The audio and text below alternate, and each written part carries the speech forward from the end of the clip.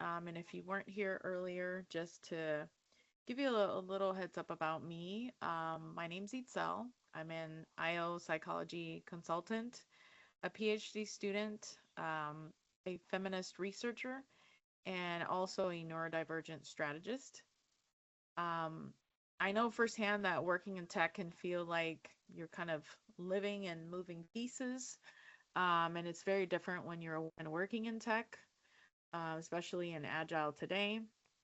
Um, so for ND professionals, this can be sometimes a bit of a maze and a fog. And my hope in that this session, what I call the ND role compass, is helping you find your north. So this is what I call the inner compass that keeps you oriented when it comes to systems, roles, and expectations that sort of shift faster than your nervous system can recalibrate. And also, just a little fact about this is I'm not teaching a framework today. What I am sharing is a way of you seeing yourself that I use in my research and also in my consulting work. So we'll think, feel, and just sort of go over this process together. And we'll go over three small shifts that might help you leave here a little bit clearer than you came. So, my hope is that you will be able to apply what we are going to learn here today.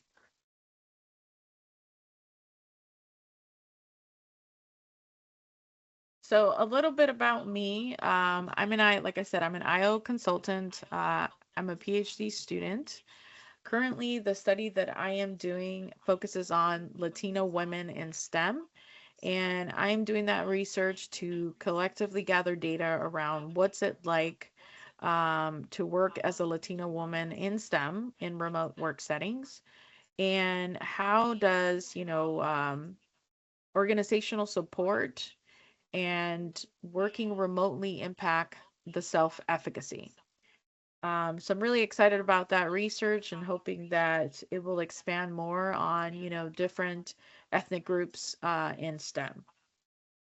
I'm also the founder of the Unfolding Room, and this is where I do IO consulting.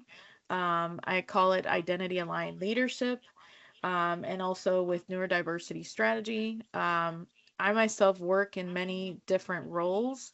So, a little bit about me is besides being a PhD student and also a researcher and having my own company, I am also a caregiver to a combat veteran and then also a parent to a neurodivergent teen. I am also autistic and have ADHD. And then to that, I am a mixed woman. So I am both Panamanian, Spanish, Indigenous, and what I refer to as an Afro-Latina. So with those many different and intersecting layers, there comes a lot of responsibility and, you know, walking in, code switching, and understanding and reading different rooms. So I have to take knowledge of those things, and hence, part of the reason why I opened this consulting practice, because it is very challenging to multi-role navigate while you're also having different intersections. Um, so when I'm not focused on my research, I am, reading the good book and also hanging out with my friendies. And my STEM go-to are Rubik's Cubes, believe it or not. But that's just a little bit about me. So let's go ahead and move on to the next. So why does this matter? So this is very important because, there's a thing called identity incongruence, right? So the distance between who we are and what the workplace rewards. If you're a woman, then if you work in tech, a lot of places are male dominated. So there may be things like identity management happening. There may be things where, we don't fully walk in as ourselves, and especially if you're neurodivergent. So that distance will erode the confidence. and sometimes change the belonging and the direction, right? So this is very important to look at and understand, because when you're working in tech, you not only have to walk in to fulfill the stereotype that is already assigned and designated for you in a male-dominated space, but you're navigating your own as to what does that look like? What does my identity look like in the tech space? How do I want it to be versus, the way that they want me to show up as? So let's look at what the disorientation loop is. So this is when your brain runs faster than your bandwidth. A lot of times this is also referred to capacity versus your capability, because we can all be very capable, but do we have the capacity, right? So in tech, yes, you can be brilliant, but you can also be disoriented.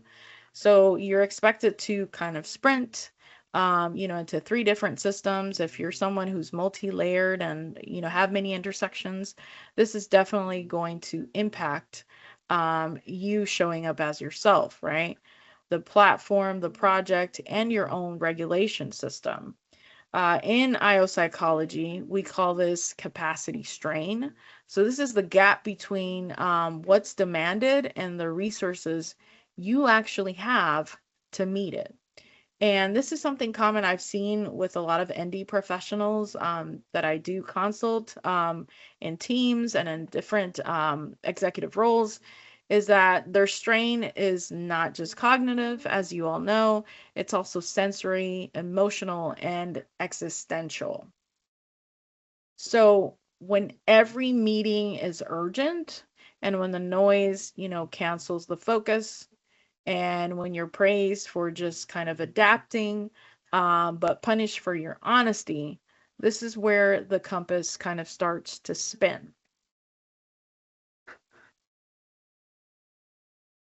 So here's what I like to call a make it make sense moment, right? So think about the last week at work. Where did you feel pulled into two different directions, right? Your pace versus the team's pace, your clarity versus their chaos. Did you notice it? That's what I call a compass flicker. So you're being moved into one direction, but then being pulled to another. And I'm kind of sad that we can't use the chat because I had a lot of interactive things that I wanted to do with you guys today. So I'm sad about that. Now, why do we lose our north? This is our internal compass, right? This is where self-efficacy meets system expectations. And for any of you who don't know what self-efficacy is, Albert Bandura created this theory, which is called the self-efficacy theory. And it has to do with one's ability in believing, your own ability in doing those things, right? So when you're at work and let's say your believability and your ability to do those tasks, if it is low, then you likely have low self-efficacy. If you are doing really great and you believe in your capabilities at work, then you have high self-efficacy, right? So here's an example. So in my field, we talk a lot about self-efficacy, right? Your belief in your ability to, influence outcomes. But in many tech cultures, when it comes to ND talent, ends up in chronic self-doubt because the system often rewards visibility over the depth.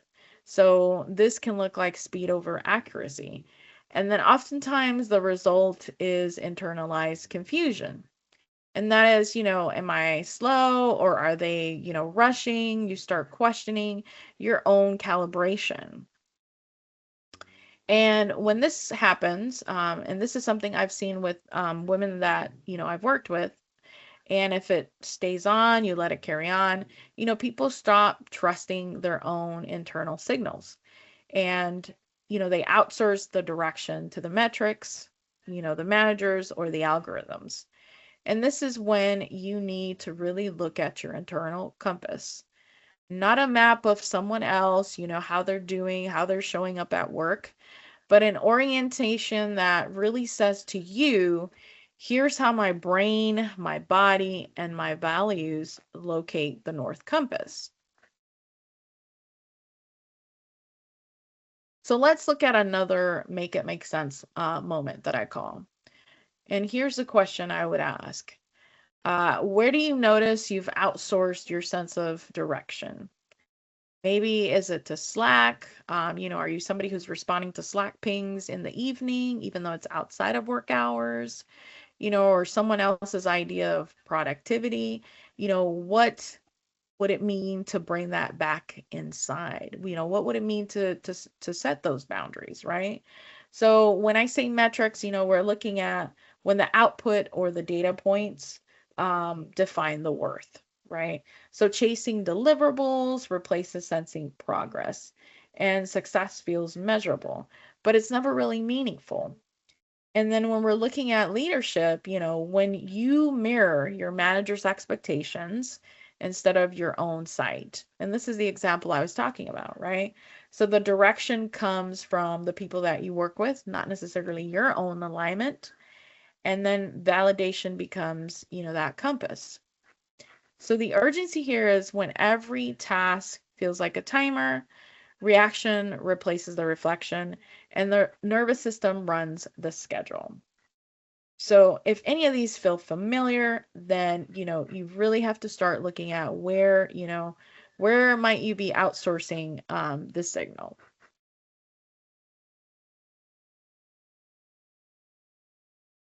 Now let's look at what I call the navigation in practice. So I use a navigational practice in my research and in private work. So imagine that it's like a compass, made of awareness instead of, courtness. I'm trying to give you guys the visual. So when you notice you are off course, you recalibrate. And then when you sense friction, you observe before reacting. So when you identify a better rhythm, you adjust.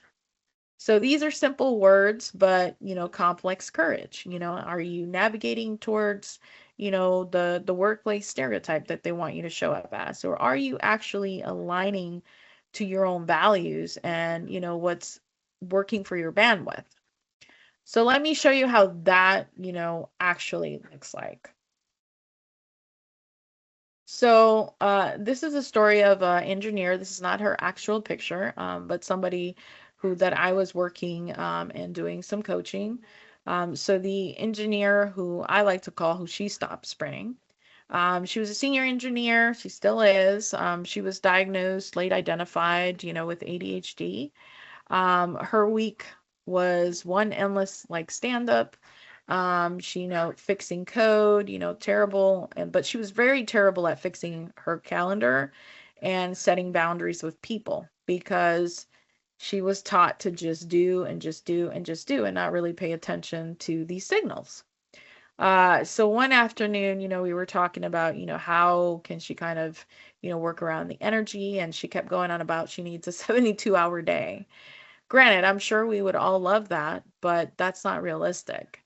So one afternoon, she admitted that, she was just really tired of being adaptive. So she started looking more and more and paying attention to her habits and behaviors.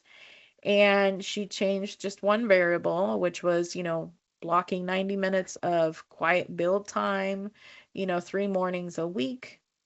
And like within a month or so, I think it was, um, her confidence rose. And my favorite part was that she felt that she owned her thoughts again, like the scripts that she was walking into and modeling, were seriously her own and not someone else's, right? Because the job can be very demanding, but you really do need to set boundaries and find a rhythm that really works for you, especially in these spaces. And so this is what reorientation for her really felt like.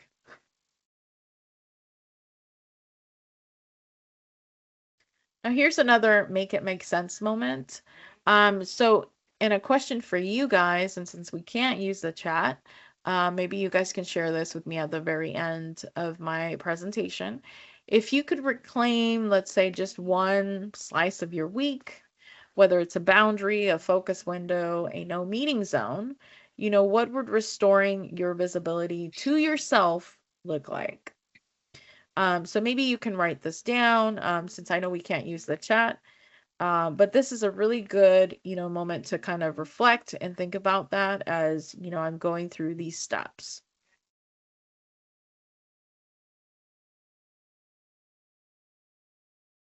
Does it just have to be for work, or could you say, I would love to have one slice of the week to just say, I'm going to go get a massage now? I'm sorry, did you ask a question? Um, does it have to be something for work, or would you actually say, I'm going No, to not take a break necessarily. now? Cool. Not Thank you. necessarily. This I did it for specifically for women in STEM, because that's, Mhm. a lot of the chunk of the clients that I work with. But certainly, I focused it on this, but it doesn't necessarily have to be for work. Because as you know, to be fully balanced, you have to have your work and your non-work areas, in alignment. Excellent. Thank you. Yeah. So I'll let you think about that for a second. And then, we'll go on to the next. So let's talk about why this matters, right? So, as you all know, and as I've kind of shared with you, identity is very important to me, especially when you carry so many and you have different intersections and different roles in your lives, right? Myself, I'm a mom, I'm a parent, a wife and a caregiver, a PhD student. And then I also, I love feeding things that give me my glimmers, right? Things that make me happy. And it's very important for me. And very important for me to be authentic and show up as myself. So this is why context really matters, why identity, culture, and neurotype is really important. So just know that there's no compass that exists in isolation. Culture really does shape what direction even looks like, right?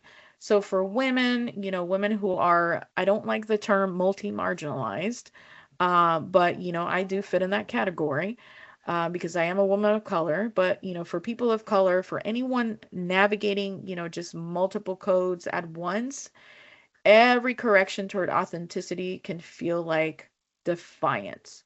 Culturally, I'll tell you, I was raised to think like, well, you stay quiet, stay in your lane, do as they say. And so speaking out of turn or having thinking outside the lines is revered as like, oh, you're being defiant, right? But at the same time, I myself am a feminist, so I'm always going to speak what I feel and what I want, regardless of what my family thinks, and regardless of what the cultural scripts have taught me. So yes, it can be very exhausting, but I think once those things are in alignment with yourself and how you want them to look like, then you can walk more authentically and have a real, understanding of your own compass and what that looks like. Okay. So, the IO data here is really clear. Psychological safety predicts innovation far more than pressure does. And I'm sure all of you know that. So each time that you choose an authentic rhythm over showing up as someone that they want you to be, or, a performative one, you're not just self-preserving. You're improving the systems, in your own well-being. So important thing to remember is that your compass, when you honor it, becomes the data for the culture to evolve. Now here's my make it make sense moment number 4. So this is something also for you to think about is, what's one small signal your workplace, or at home you could read differently if they valued your kind of focus? How might that change the system for everyone? And I can give you an example of this. As I mentioned, I'm autistic, I have ADHD, and I honestly struggle with RSD and imposter syndrome, even though if imposter syndrome clinically is not something that is in the DSM, but I really do. One, and I'll explain. I grew up, I didn't see people like me. So it was very different to adhere to someone that I didn't have like as a role model to say, hey, if this person is like me, I want to be like that, right? So the imposter syndrome was very real. And so, you know, when it comes to going to my example, when I am, let's say, attending networking events or, for example, going to family things, I can be there for maybe about hour and a half, and then I need time to process and sit down in a quiet space. My family for a long time had an issue thinking, well, why is she going to a space? Like she doesn't want to hang out with us? Like what's going on? But for me, socially, it was very exhausting. Being with people and chatting, while I do love connecting and being around people, it's very exhausting. So I have to recalibrate and, use my energy.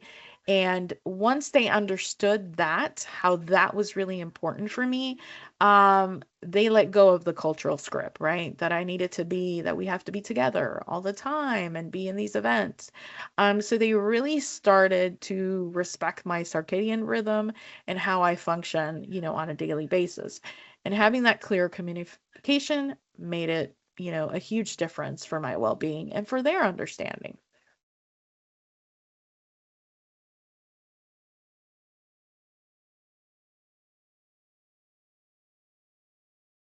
So, as I said for you, think about a small signal, like I said, in the workplace or at home, where you let either a family member or someone, right, where they can value your focus and how might that change the whole entire system for everyone, right? So that's important to think about. So again, I want you guys to think about, this process when it comes to, your own compass. And I use this analogy because I think it's important to look at it when you're, a woman who's carrying many different roles and you work in tech. And, a lot of those spaces are male dominated. So you really need to, when it comes to a compass, look at it, breathe, notice, and orient, right? What things are in alignment and what things are not. Um, and this is not, if you're neurodivergent, obviously, there is nothing wrong with, how you process and how you think. You honestly just have to find the tools and things that work for you. And sometimes, accommodations and things that are in place will change and they will evolve. So you will need to reassess and change those things to make them work for you. Now, I also understand the fact that, when it comes to tech in certain spaces, it isn't always psychologically safe to come out and say, hey, I'm neurodivergent or whatever the case may be. And if you're in that space, I completely understand. However, there are other things that you can do. You know, ensuring that you have the support that you needed outside of work. And then also perhaps speaking to a representative about labor laws or even a lawyer who can kind of explain to you, what are your rights and accommodations in the workplace, right, to that particular state or place where you're working. So, one of the things I want to mention before we do end today is as we wrap up, definitely I don't want to make this session stressful. I really just want you guys to think about, is everything that you're doing, and if you do work in tech, is it in alignment? Are you walking fully, authentically as yourself? So, take one deep breath, and exhale. Notice where your attention lands and look at, if you're somebody who thinks visually, this is why I created this workshop. Think about how your compass is talking, right? You don't need to overhaul your life tonight. Just pick one small orientation, whether it's a meeting, a rhythm, a boundary, that brings you closer to how your brain actually works. And remembering that capacity and capability are two different things. We can all be capable, but whether you have the capacity to do something is another. And that's very important for neurodivergent people because direction isn't found in someone else's process. It's really reclaimed by your own awareness, your own circadian rhythm, and the things that work for you. So, uh, I want to thank everyone so much for having me today. And I wanted to actually open it up for questions